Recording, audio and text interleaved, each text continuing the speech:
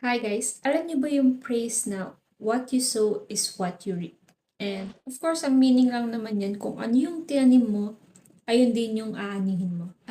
If kung taga Pilipinas ka, alam mo yung issue ng flood control. And regarding with the happenings in our government, best example ito. Kasi most of the time, akala ng ibang tao pag walang nakakakita or wala namang makakaalam is okay lang. Parang okay lang ng kumuha ng hindi sa'yo kasi wala namang nakakita eh. So, bakit nga naman matatakot ka?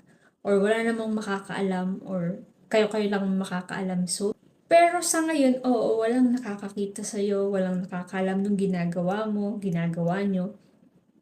Pero darating yung time na kung ano yung tinanim mo and ano yung mga ginawa mo is babalik din sa'yo. Like this, sa flood control na nangyari na nagkaroon ng mga ghost project, hindi naman nila inisip or hindi nila na sumagi sa isip na mahuhuli sila.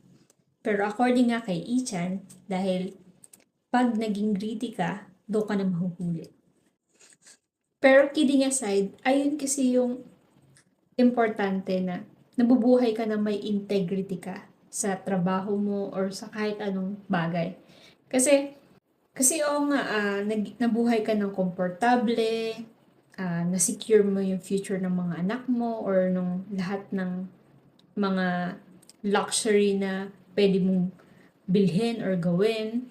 But deep inside kasi, di ba, parang hindi ka magiging proud or parang, yun nga, kapag nahuli na, wala na, collapse na lahat. Pero of course, ialis din natin sa mindset natin na porke nabubuhay ka ng may integrity or honest ka, mahirap ka na. Hindi naman sa lahat ng pagkakataon. Kasi lahat ng bagay na ibinalik mo or itinanim mo na with kindness, ni ultimo yung sukle or yung mga bagay na hindi naman sa'yo, pero ibinalik mo. Kasi babalik yan sa'yo tenfold. Si Lord na yung bahalang magbigay sa'yo eh.